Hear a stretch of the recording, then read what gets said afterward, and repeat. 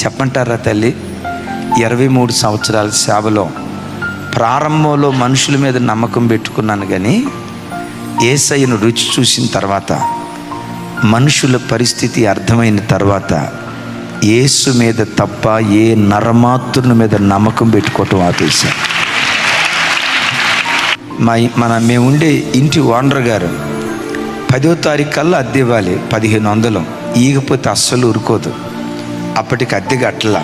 Pastor గారు, ఇప్పుడు తారీఖు 15 అవుతుంది, మీరు అద్దె కడతారా, వచ్చి నన్ను బలవంతంగా ఖాళీ చేయమంటారా అంది.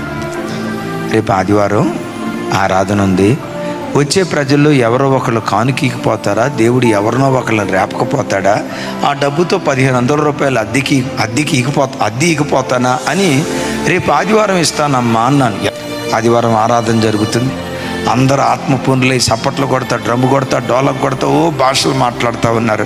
నా పరిస్థితి చెప్పమంటారా? వర్షానికి తడిసిన కోడిలాగా నా 1500 ఇందరమ్మ, నా 1500 ఇందరమ్మ, ఇదే కొట్టుకుంటుంది. అద్భుతం. చాలామంది వచ్చారు, ప్రార్థన గంభీరంగా జరిగింది. వచ్చిన కానుక తీసుకొని వెళ్ళాం, ఫెయితోలో పెట్టాం.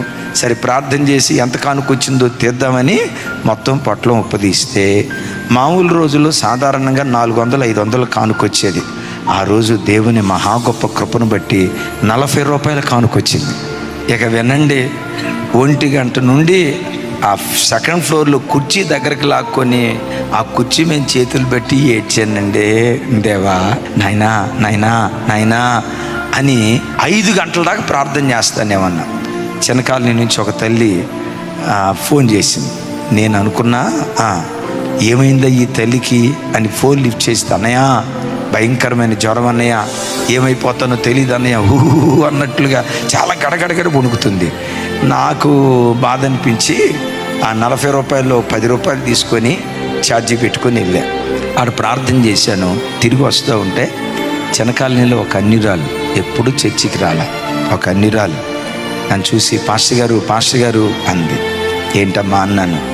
అయ్యగారు, ఈరోజు మధ్యాహ్నం నుంచి మిమ్మల్ని కలవాలి, మీ దగ్గరకు వచ్చి ప్రార్థన చేయించుకోవాలనుకుంటున్నాను, మీరే కనపడ్డారు అయ్యగారు అని కాఫీ పెట్టింది. అయ్యా, మీకు ఎందుకో చిన్న కానుక ఇవ్వాలనిపిస్తుంది అని కానుకిచ్చింది. సరే నేను ప్రార్థన చేసి ఫెయిత్కి వచ్చా. ఓపెన్ చేసి చూస్తే 2000 రూపాయలు దేవుడిచ్చాడు.